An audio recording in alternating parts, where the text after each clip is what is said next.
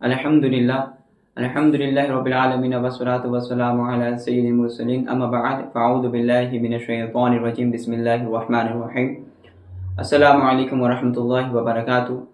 سامعین حضرات، اس سے قبل کی ویڈیو میں آپ لوگوں نے جانا نجاستوں کا بیان، یعنی نجاست غلیظہ اور نجاست خفیفہ، اور نجاست غلیظہ کیا کیا چیزیں ہیں اور نجاست خفیفہ کیا کیا چیزیں ہیں، اور ان دونوں کا فرق۔ آج کا ہمارا موضوع ہے تیمم کا بیان۔ بسم اللہ الرحمن الرحیم۔ جس کا وضو نہ ہو یا نہانے کی ضرورت ہو اور پانی پر قدرت نہ ہو تو وضو اور غسل کی جگہ تیمم کرے۔ پانی پر قدرت نہ ہونے کی چند صورتیں ہیں، یعنی کہ کسی بندے کے اوپر غسل فرض ہو یا وضو کرنے کی حاجت ہو اور پانی اس کے پاس موجود نہ ہو تو اس بندے کے اوپر تیمم جائز ہوتا ہے، مگر جائز ہونے سے پہلے کچھ صورتیں ہیں کہ ان میں سے کوئی ایک ہوگا تبھی وہ تیمم جائز ہوگا۔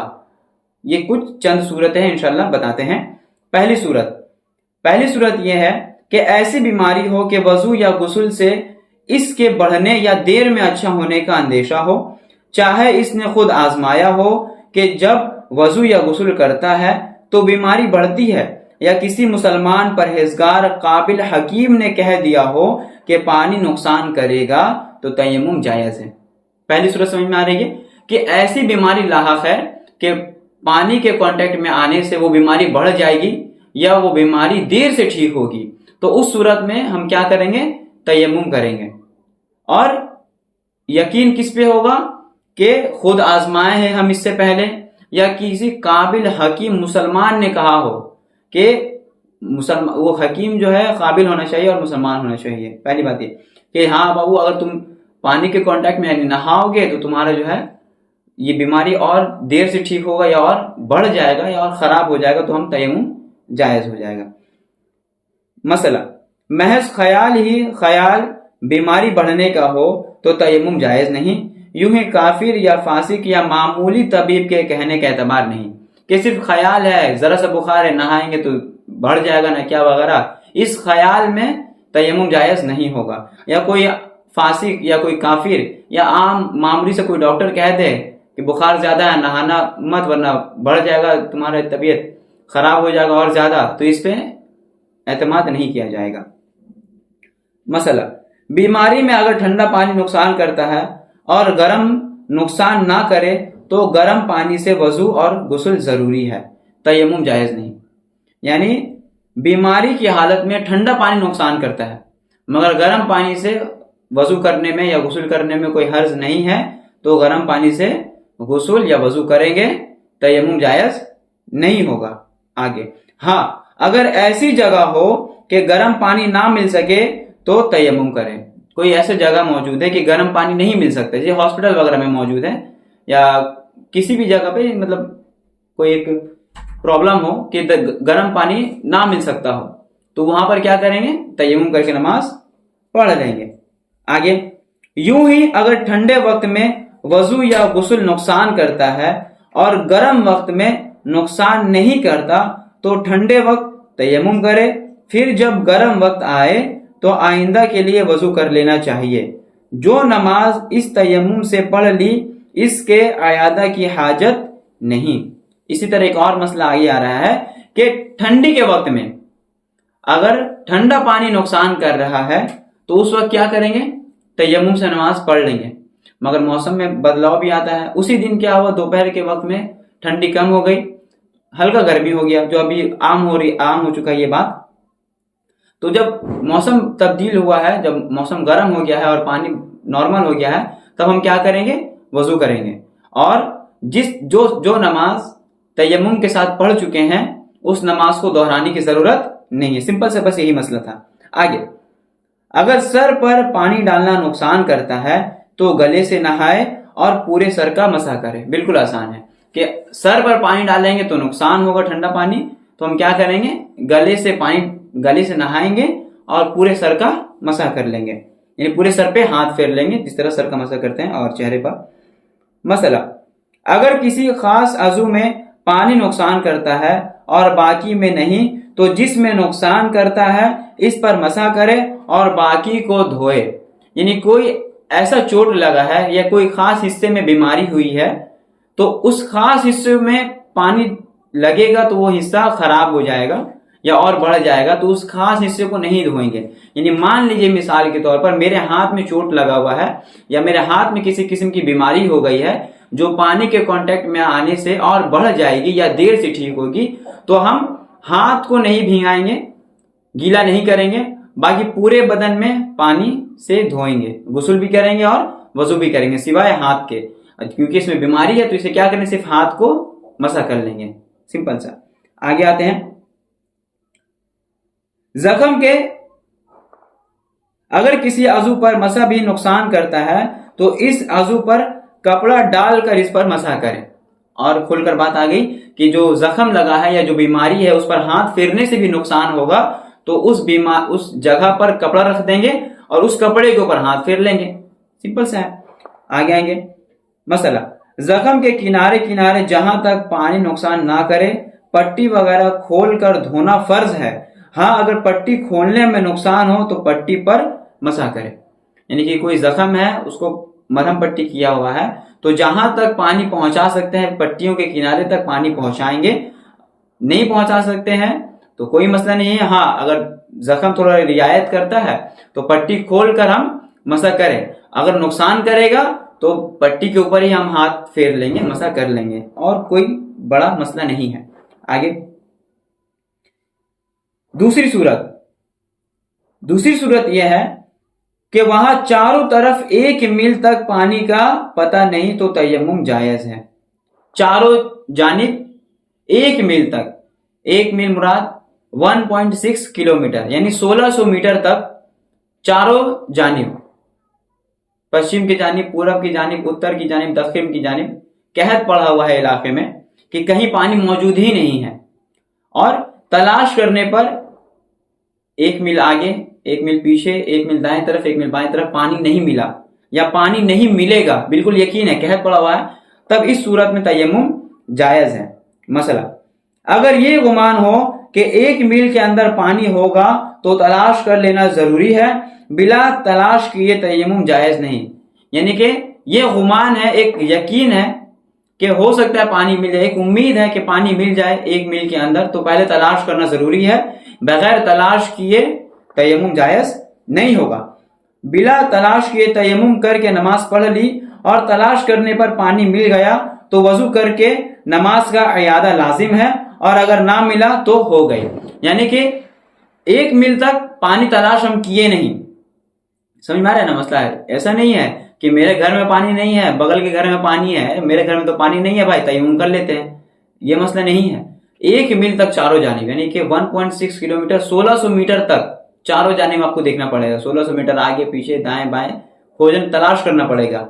ہاں اگر آپ تلاش نہیں کیے اور بغیر تلاش کیے آپ نماز تیمم کر کے پڑھ لیے اور پھر پانی مل گیا کہیں پر 1 میل کے اندر، تب پھر آپ کو وضو بنا کر پانی کے ساتھ اور جو نماز آپ نے تیمم کے ساتھ پڑھی ہے اس نماز کو واپس دہرانا لازم ہے.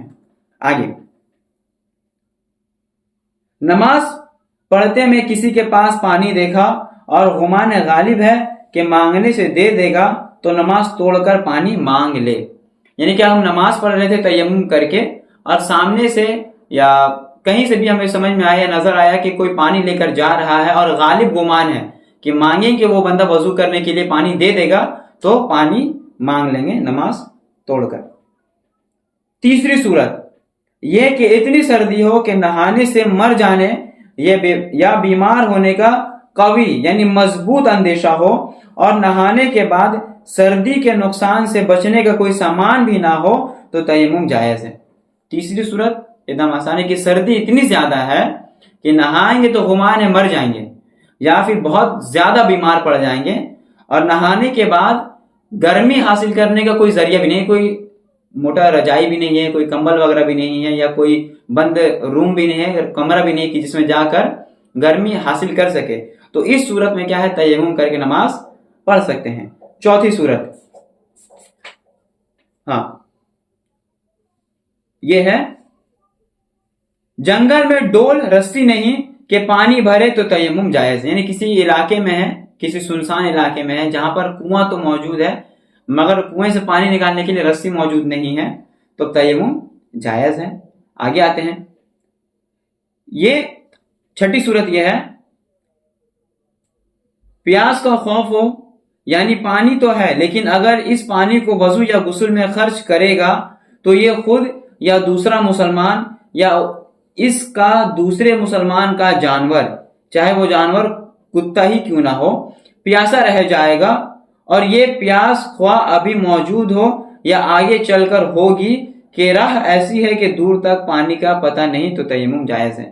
یعنی کہ ریگستان وغیرہ کے میں یہ بات ہو سکتی ہے کہ دو دوست جا رہے ہوں گے کسی جگہ پر، یا ایک گمان کر سکتے ہیں مسئلے کا اندیشہ سمجھنے کے لیے کہ دو دوستوں اور ساتھ میں کوئی جانور ہو اور پانی بہت کم موجود ہے اور غسل کی یا وضو کی حاجت ہے، اور ہمیں پتہ ہے کہ ہم وضو یا غسل اس پانی سے کر سکتے ہیں، مگر آگے چل کر یا تو ہمیں پانی نہیں ملے گا، پیاسا رہ جائیں گے، یا پھر ہمارے ساتھ جو جانور ہے، چاہے وہ جانور کتا ہی کیوں نہ ہو، وہ پیاسا رہ جائے گا، وہ چاہے ابھی یا کچھ دیر بعد یا کچھ گھنٹوں بعد وہ پیاس سے مر سکتا ہے یا پیاسا رہ جائے گا، تو اس صورت میں تیمم جائز ہے۔